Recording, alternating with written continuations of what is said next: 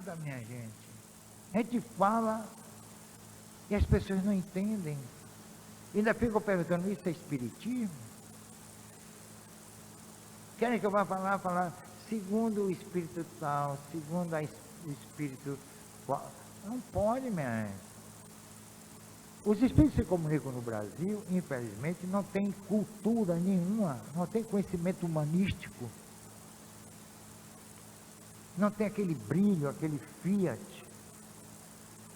dos grandes pensadores, porque eles não se interessaram em absorver a cultura dos grandes gênios da humanidade, dos chamados arquitetos de ideias. Eles ficaram restritos, limitados a um tipo de informação mais em nível emocional do que intelectual. Então isso acabou com o espiritismo. O espiritismo ele é elitista, assim como esse trabalho dos egípcios. Havia ao redor da civilização egípcia povos primitivos, os núbios, por exemplo, os sírios, eram povos considerados primitivos. E eles, os egípcios, se fecharam em copas em torno do seu conhecimento, da sua cultura, da sua estrutura política, social, ética. A Líbia também era um outro povo, à época, terceiro mundo, considerado por eles como terceiro mundo. Então, nós temos de estudar essas questões para que possamos entender o porquê. Também tem outra questão do espiritismo. Aqui nós temos ainda as dinastias, né? Eu não vou ler porque vocês têm aí apostila não, monografia. Hein?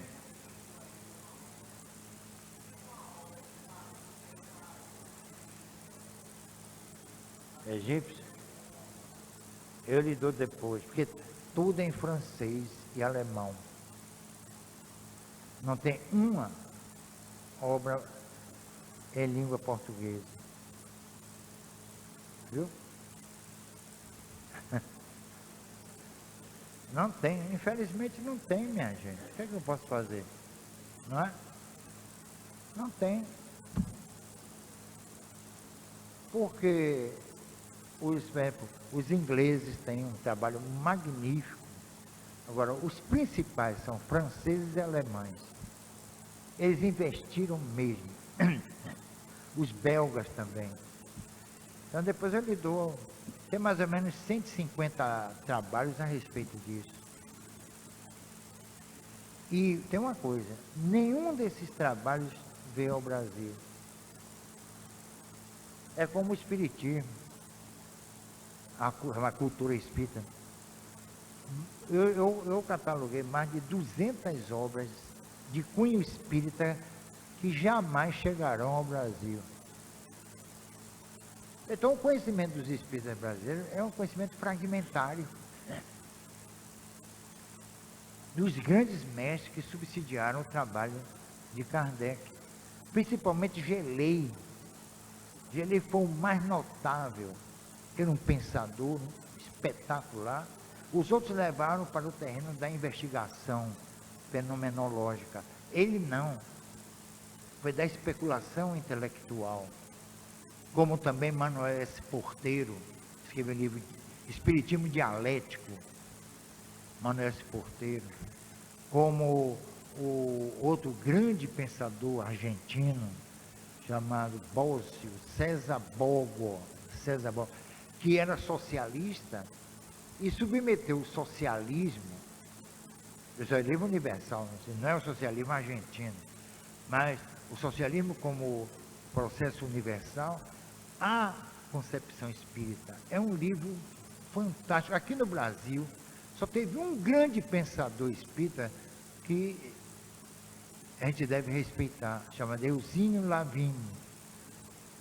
Ele morava em Ilhéus, era um socialista e fez um trabalho maravilhoso. Manuel S. Porteiro mesmo tem 2 livros sobre o espiritismo dialético e a sociologia espírita. Humberto Mariotti tem um livro também, Parapsicologia e Materialismo Histórico, em que ele aprofunda as investigações assim, intelectuais, filosóficas, não é? Em termos de filosofia espírita.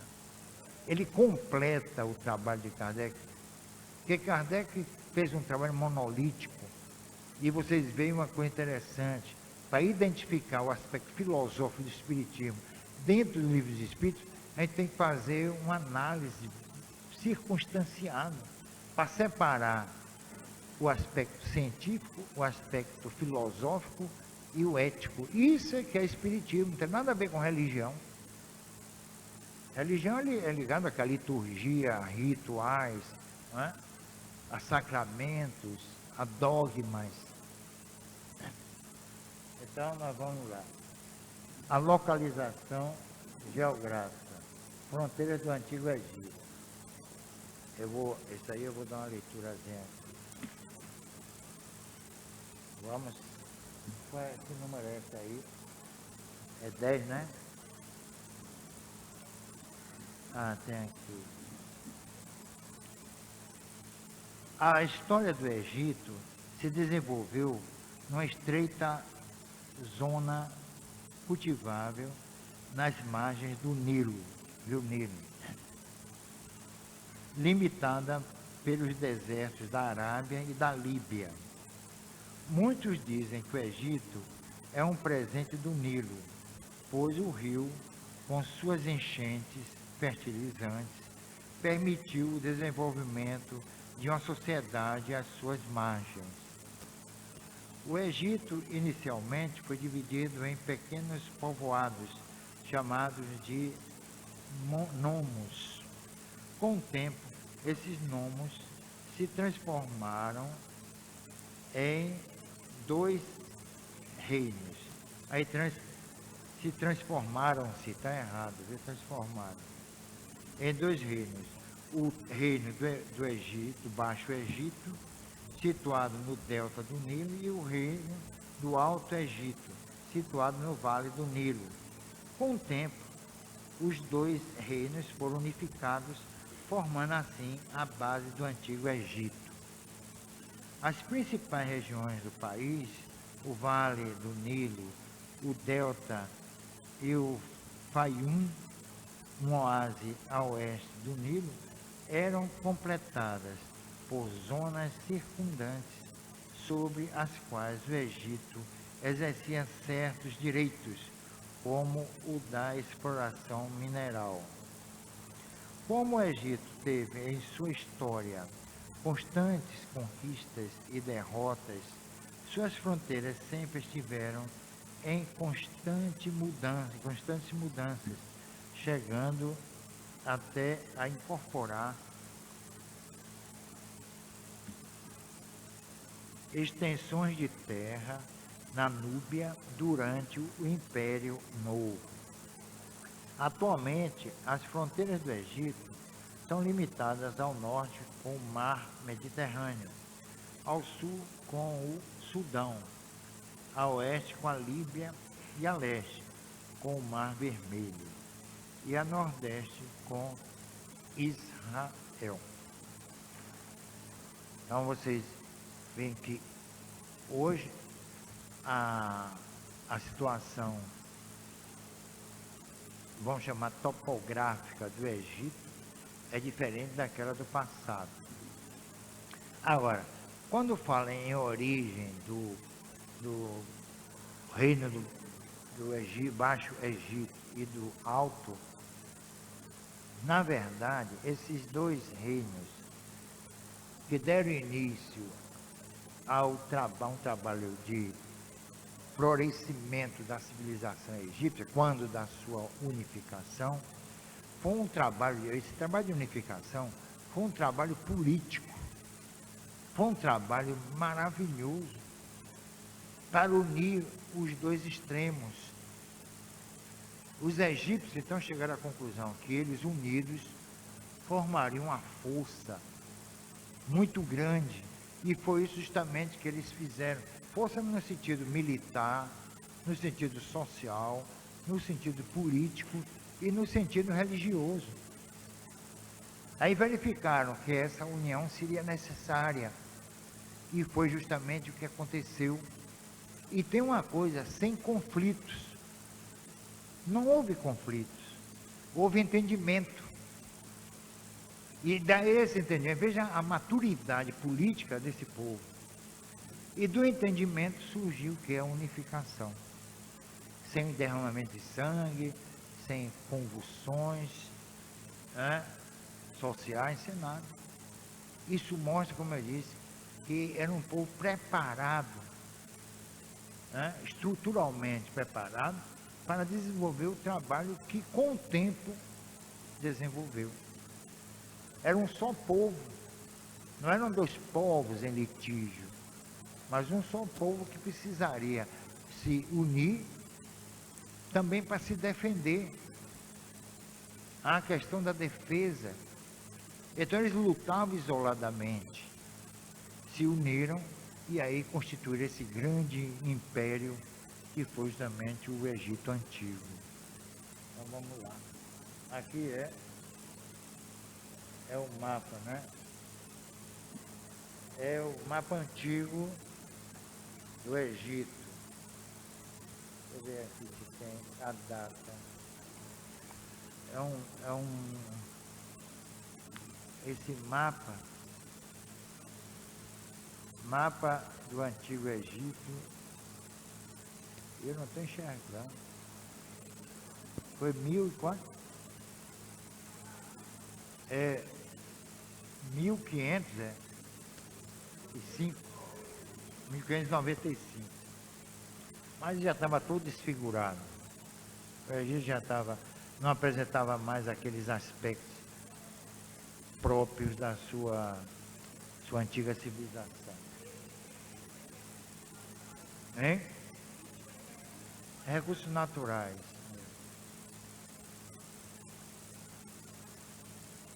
Agora, só tem uma coisa, esses recursos naturais são um tanto quanto relativos, né? Porque, na verdade, toda a cultura egípcia no campo, né, na área do cultivo, era propiciada, era fortalecida pelas enchentes do Nilo, que eram até abençoadas, né? Então o Nilo enchia e fertilizava até uma espécie de irrigação natural, e daí então os egípcios, né, mantinham as suas colheitas fartas, né? Vocês veem o seguinte, uma coisa interessante.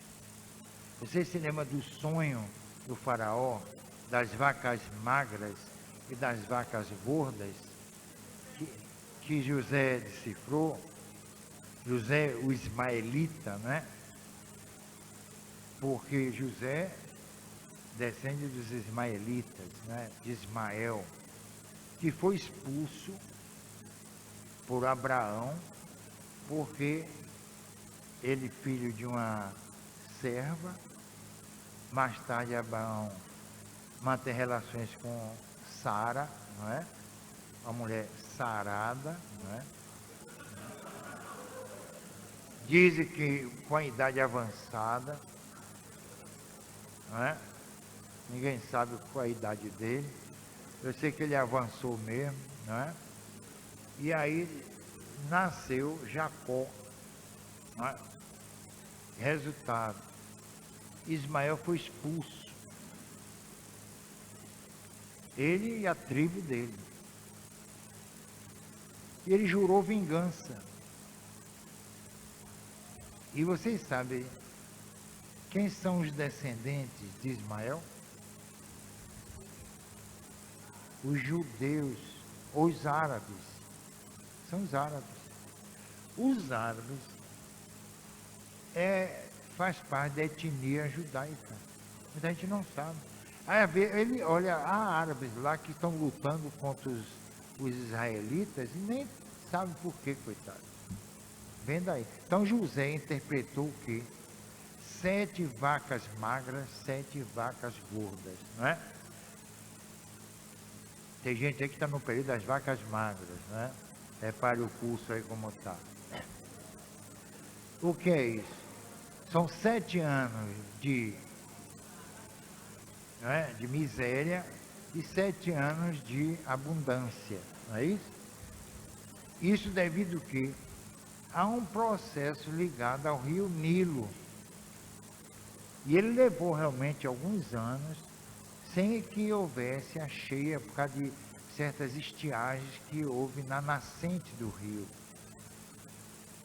Então, José estava absolutamente certo. Aí o faraó fez o seguinte, armazenou produtos e durante algum tempo o Egito não sofreu por essa estiagem, ou pela falta da enchente do Nilo. Né? Então, houve uma interferência espiritual aí, ou houve alguém que ajudou José a interpretar esse sonho, um sonho profético. Na verdade, não foi um sonho, foi um aviso.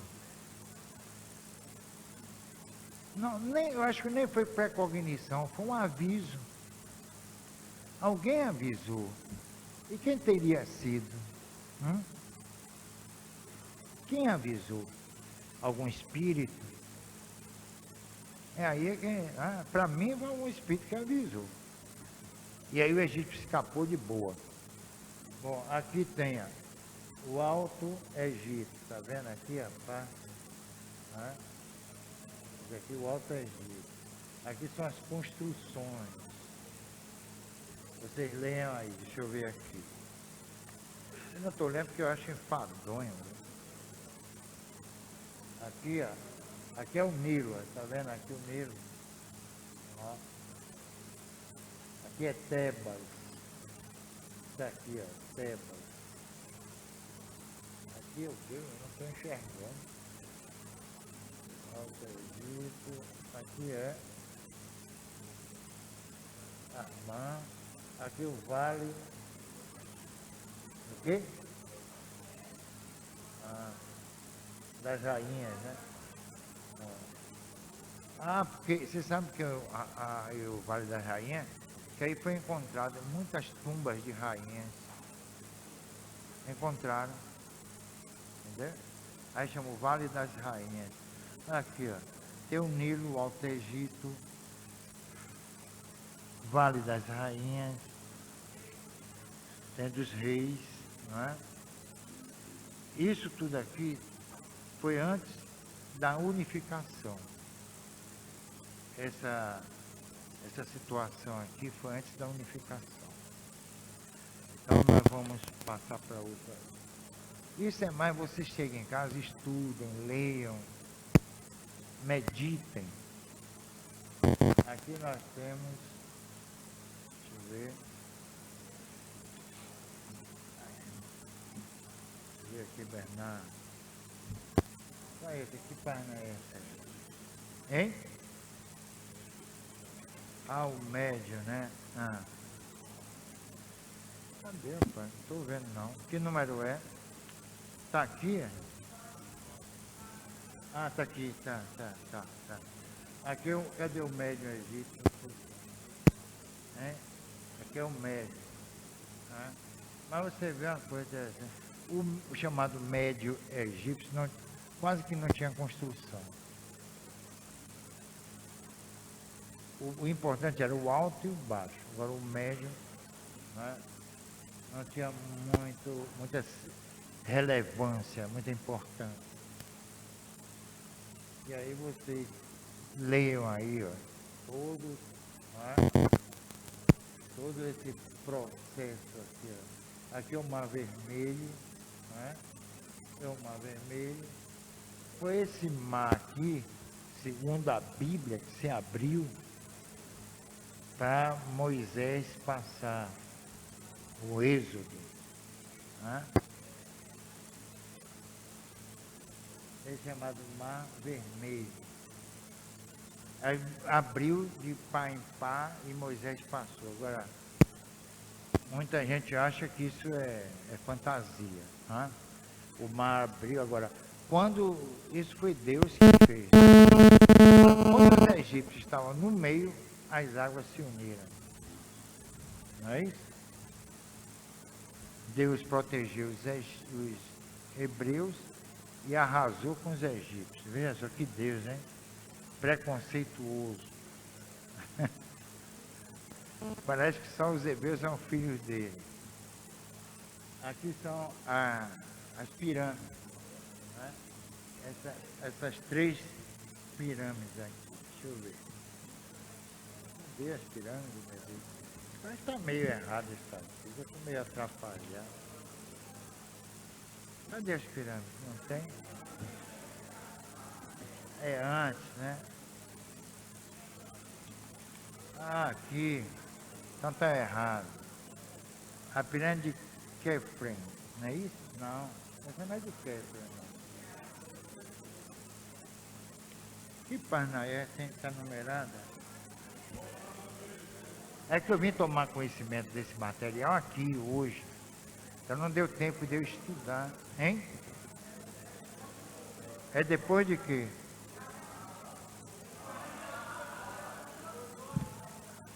Meu Deus. Hein? Ah, é antes tem que voltar? Ah, meu Deus do céu. Deixa eu ver, que negócio é esse? 7. Por que não botou em ordem? Aí atrapalha.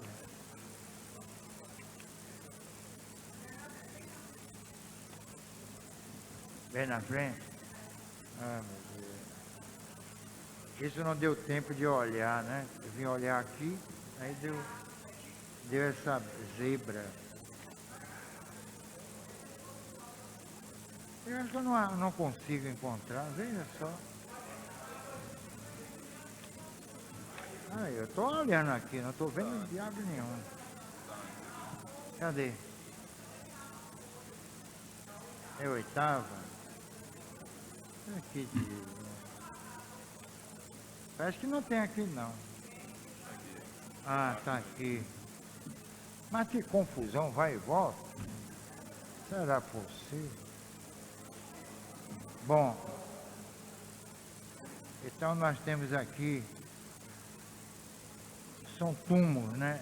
As pirâmides de Gizé são o exemplo de construção funerária mais frequentemente utilizada. A maior parte delas, a pirâmide de Khufu, é a única das 7 maravilhas do mundo antigo que chegou até nós. Então essas 3 pirâmides eram túmulos, não é?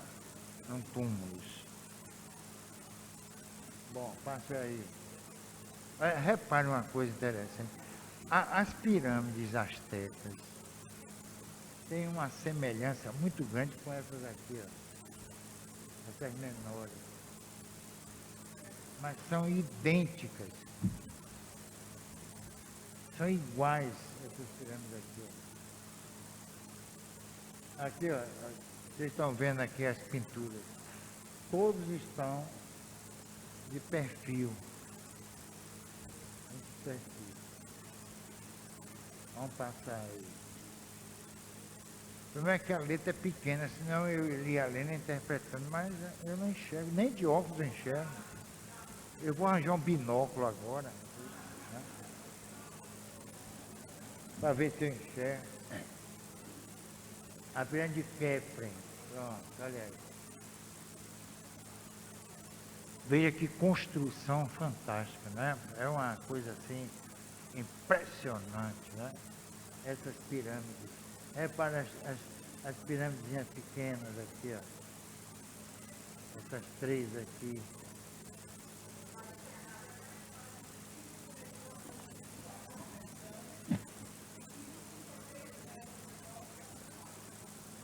É, é.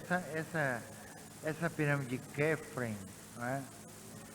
O filho e sucessor de Kelpos, Radjef, começou a construir a sua própria pirâmide em Abu Ravá, a norte de Gizé. Entretanto, o faraó seguinte, Quercus, também filho de Kelpos, construiu seu complexo funerário ao lado do pai. Passou toda a sua vida construindo o próprio mausoléu, que acabou 3 metros menor que o do seu pai, apesar de ter sido projetado em escala menores e tem mais modéstia. Um pequeno aumento da inclinação das faces da pirâmide permitiu o efeito como estrutura comparável ao da grande pirâmide. Né? Então, o filho de Kelpos, ele achou por bem construir o seu túmulo. Né? E é um túmulo para sempre. Ele não, mas o túmulo, ele foi, o túmulo ficou. Né? Então, aqui, ó, essas pirâmides, não é isso? Vende até em revistas, você pode comprar. Por que que energiza? É o feitio? Né? É o aspecto? Ou será ilusão? Um condicionamento? Por que que esse formato piramidal, né, energiza? Por quê? Não é interessante? Será que realmente isso existia e existe? Ou é imaginação? Por que essa forma de pirâmide energiza? Eu acho isso uma fantasia. Né? Será que ela segrega energia como aquele Rish, né, com a sua energia orgânica? Ele construiu uma espécie de câmara em que as pessoas entravam doentes para se energizar. Antes colocavam pessoas sadias ali, o ambiente, né, como que assimilava a energia, e colocavam pessoas doentes para serem energizadas. Então, não era uma energia cósmica, mas era uma energia orgânica. Né? Isso criou problema, ele terminou preso por causa disso, foi encarcerado. Bom, então nós temos aqui deuses e religião. Vamos ver aqui. Onde é que está, meu Deus, começa a confusão. Ah, está aqui. O Antigo Egito foi sempre uma sociedade extremamente religiosa. Aspectos que iam desde os faraós até a economia eram influenciados pela religião, sempre presente na sociedade egípcia. O primeiro ponto a se examinar na religião egípcia é o politeísmo, religião em que existem vários deuses. Como praticamente todas as sociedades primitivas, o Egito tinha um panteão de deuses muito vasto, tendo um deus para praticamente todos os aspectos da vida cotidiana. É como hoje, né? Tem Nossa Senhora do Parto, né? Tem São Cristóvão, o pessoal, os motoristas. Tem mais? Quem é que tem mais aí? Vai? Lembra um Deus aí? Hein? Nossa Senhora da onde? Vocês não, nem isso vocês sabem, catolicismo, né? Nossa Senhora da Boa Hora, da Boa Morte também. Então, agora entusiasmaram, pô, confundiram tudo. Isso daí é uma herança dos egípcios, viu, minha gente? Né? Uma invenção dos egípcios. Bom, outro ponto da religião era o fato dos deuses poderem ter as formas zoomórficas. Deuses com corpo de animal. Antropomórfica, deuses com corpo humano. E antropozoomórfica, deuses que misturavam a forma humana e animal. Os gregos também tinham isso. Não é? Os egípcios não adoravam apenas seres humanos como deuses. Muitos animais eram idolatrados como deuses, como é o caso dos gatos, e em certas ocasiões foram encontradas até múmias de gatos. Esse é o exoterismo, né? Um dos pontos mais interessantes da religião egípcia foi a forma com que ela foi usada na política. Os faraós eram considerados seres divinos e, em certos períodos do Egito, tinham poderes plenos sobre todo o Egito devido a esse estado divino. Nós vamos encontrar também na Europa os deuses, aliás, os reis franceses eram considerados deuses. E muitos reis na Europa eram considerados deuses. E isso daí acompanhou, não é, toda a história da humanidade. Os franceses dizem, l'état c'est moi, o Estado sou eu. E ele só prestava conta a Deus. E olha lá. Então isso daí é uma herança cultural. Veja a importância que o Egito exerceu na cultura ocidental. Foi uma importância assim, fundamental. Inclusive, essa questão de cada problema do cotidiano tinha um Deus. Não é isso? Hoje acontece assim. Até na própria mitologia africana, nós vamos encontrar deuses ligados a problemas humanos. É isso?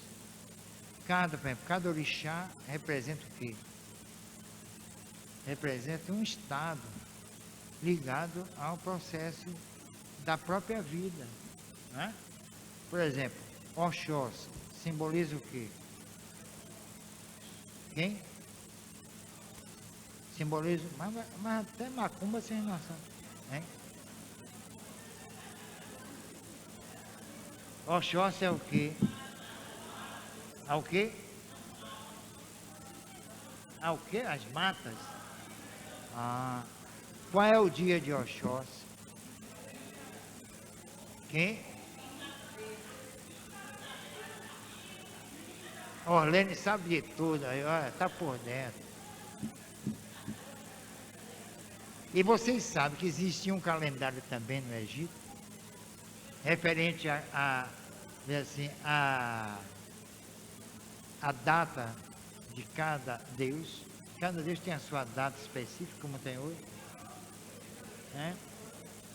Então, hoje em dia nós temos também, olha, em qualquer mitologia nós vamos encontrar isso. E tudo veio do Egito. Né?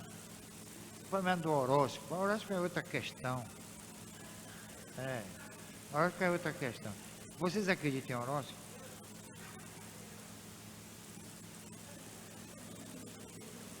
Não acreditam, não? Eu sou ariano. Qual é a característica de Áries? Teimoso, intelectual, inteligente.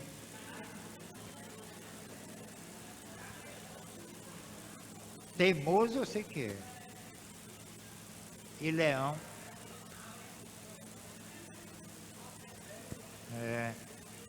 Será que isso é verdade mesmo? Define o caráter da pessoa? Não sei não. Comigo parece ter alguma semelhança, viu? Não sei se é mera coincidência. Tem. E vocês veem uma coisa, o símbolo religioso do Egito é uma cruz. Reparem-se, não é? É uma cruz. Isso foi encontrado dentro de um sarcófago, essa cruz. Agora, há certas inscrições em que ela aparece, mas são raríssimas. Isso aqui foi encontrado dentro do sarcófago. Agora, o que ela, na verdade, simboliza, ninguém sabe. Ninguém sabe. Parece até, sabe o quê? Um ET. Não parece? Ali, ó. Vê se não. Acho que entrou água na. Não parece um ET ali, assim, de braços abertos? Né? Se puser ali olhos, nariz e boca, é um ET. Né? Aquela boquinha, ET tem uma boquinha assim, ó. Né? Não sei por que o ET tem uma boquinha desse tamanho assim. Os olhos assim rasgados, parecendo japonês, né? E a boquinha pequenininha. Eu nunca vi um ET sorrindo. É. Vocês já viram? Não, não figuram, né? Bom, então vamos adiante. Aqui são os deuses egípcios. O Egito sempre teve como característica um panteão de deuses muito vasto, não é isso? Tem o faraó Menófis I tornou-se divino após sua morte, não é isso? Tornando-se uma espécie de deus e patrono protetor. Era venerado como fundador da instituição dos túmulos. Anubis era o deus dos mortos e das necrópolis, cidade dos mortos. Tinha ligações com os processos de mumificação. Dizem que foi a primeira múmia do Egito e foi daí que surgiu o modelo que foi usado posteriormente nas múmias. Era representado tanto como um homem com cabeça de chacal ou mesmo um chacal de fato. E também Amon era considerado rei dos deuses, muitas vezes era associado ao deus Ra. Aí vocês vão ver uma coisa interessante, o panteão egípcio se confunde com o panteão grego, não é? Amon era o deus, rei dos deuses, e Zeus era o rei dos deuses na Grécia. Então há muita semelhança, né? Bom, tem Apis, tem Anukis, Atum, não é peixe não, viu? Bastet, essa parece aqui é Atum. Bes, Rator, tem Harpócrates, parece Hipócrates, né? Horus, Marsapes, Imhotep.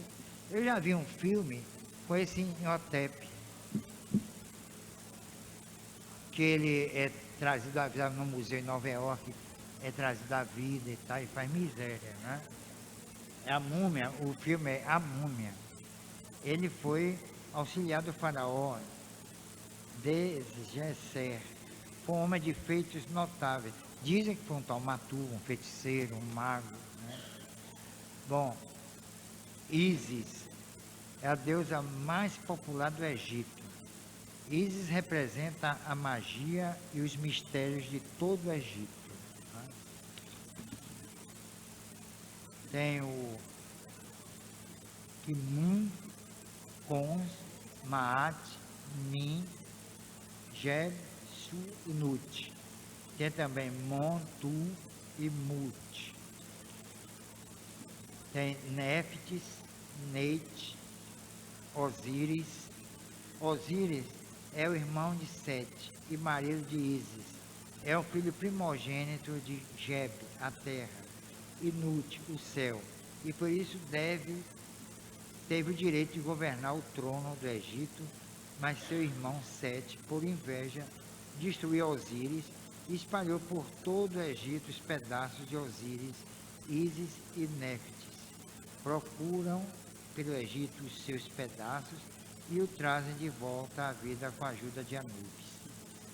Então isso é a mitologia, viu, minha gente? Isso aqui não é um fato real, é chamada mitologia egípcia. E como vocês sabem, a mitologia é baseada no quê? Nos mitos. E mito é baseado na fantasia, não é? Então, é um ideário mitológico em que os fatos parecem reais, mas não o são.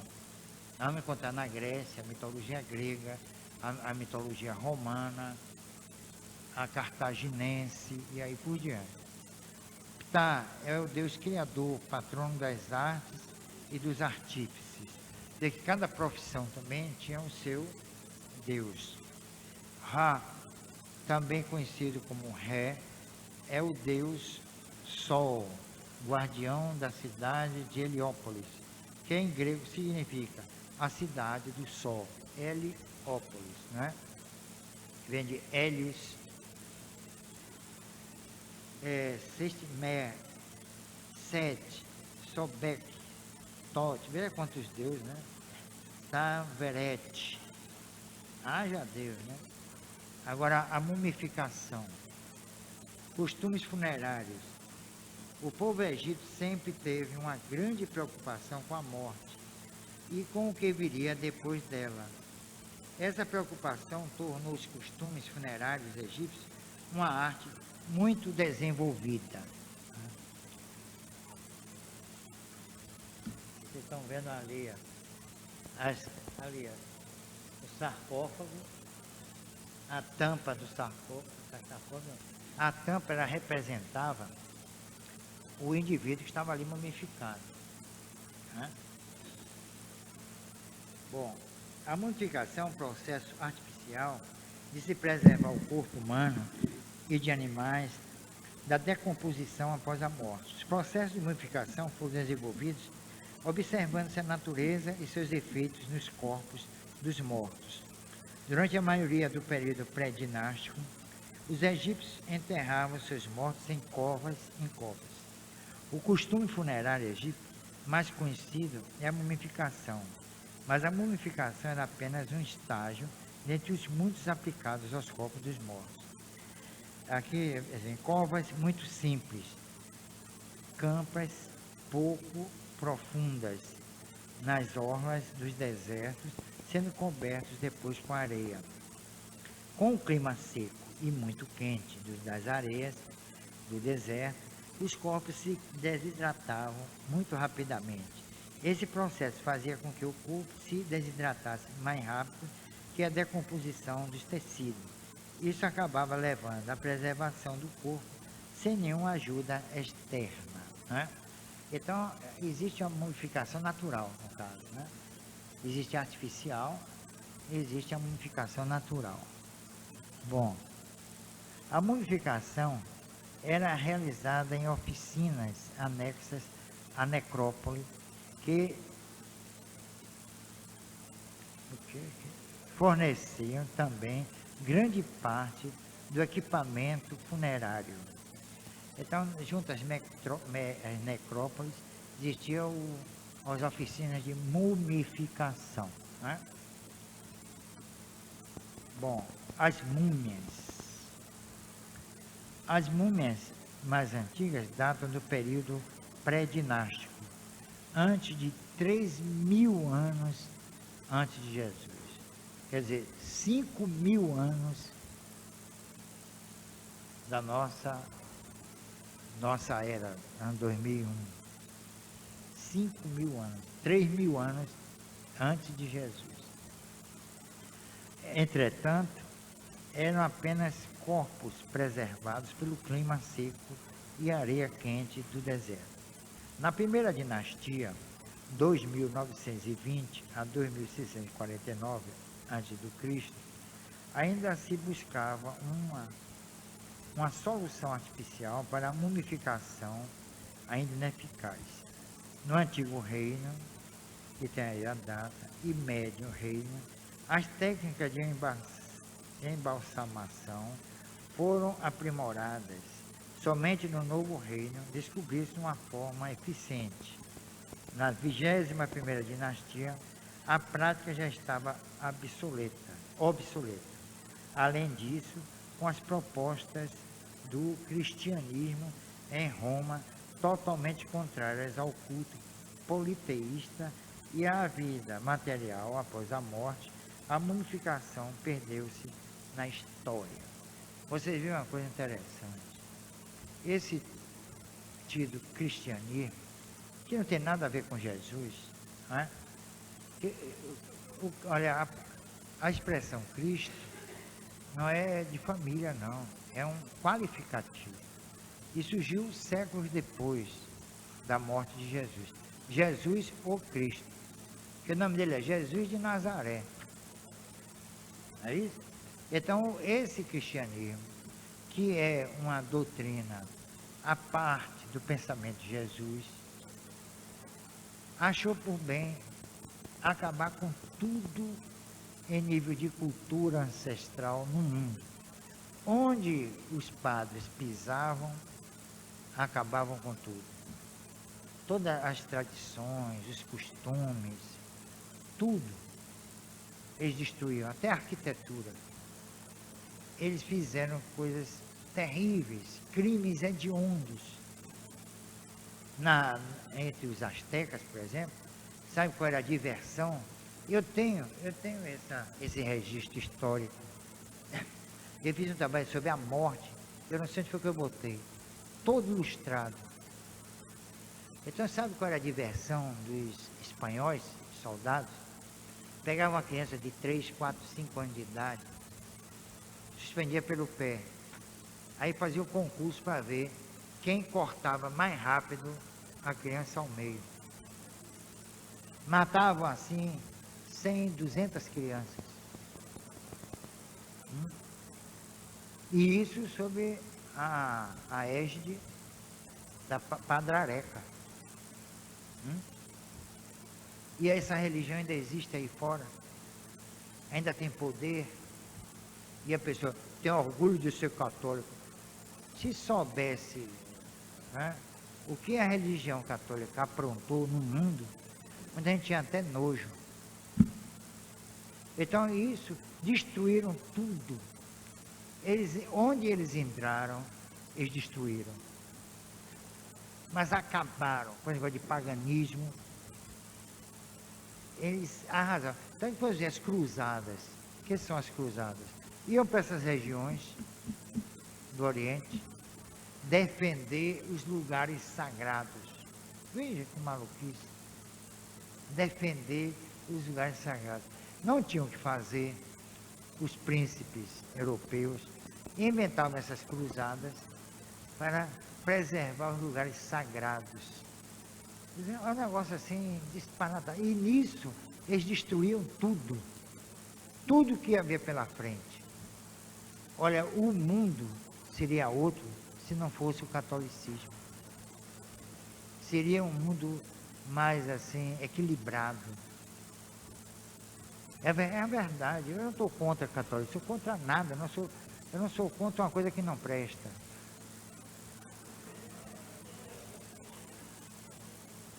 Que ela por si só é contra ela mesma. Né? Então, para mostrar, aqui na Mesopotâmia fizeram coisas inomináveis. Fizeram horrores, pintaram horrores. Na África também, na Ásia. Aqui na América Latina, mas destruíram tudo. Eu não sei como ainda se preserva essa religião. Eu não sei, acho que é falta de opção. Talvez seja isso, sei lá. Que as pessoas não querem conhecer a doutrina espírita. E as seitas protestantes vão no mesmo caminho. Estão destruindo. Olha, minha gente, uma vez eu vi na televisão uma aldeia na Amazônia, mas era índio ver mesmo, não é índio daqui da Bahia com bigode, óculos escuros, né? Calça jeans. Isso pode ser descendente, muito. Nós também somos descendentes de portugueses, e daí? Eu sou descendente de português. Qual é o problema? Eu vou exigir direitos também? Pois é, então, o que eles fizeram foi uma coisa bárbara, estúpida. Então, nessas aldeias indígenas, eu vi um índio passando com a Bíblia debaixo do braço. Foi, não sei quem viu aí, passando assim, ó.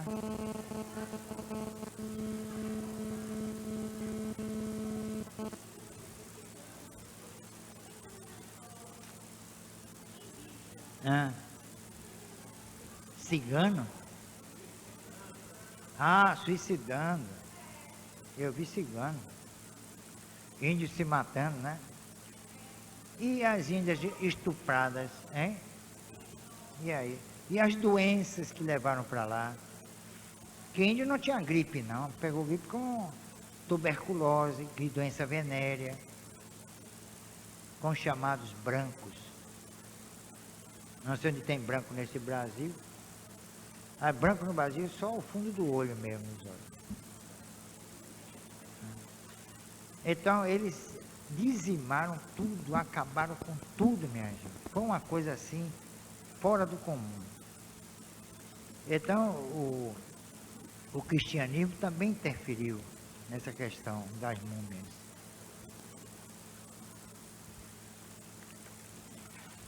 Dessas questões da mumificação e da religião dos egípcios. Eles interferiram para valer. A história a respeito da interferência do catolicismo no Oriente Médio é uma tristeza. Pouco conhecida essa história.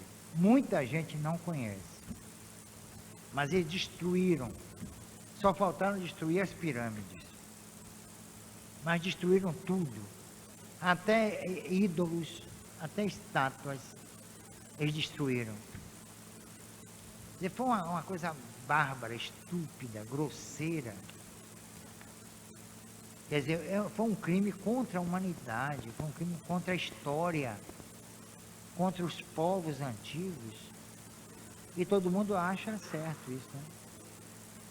Os hieróglifos. Já vai falar nos escribas, né? Em Israel tinha os escribas também. Há nos evangelhos referência aos escribas. É aqueles que sabiam escrever, ou sabiam firmar ideias nos caracteres, né, da língua que falavam.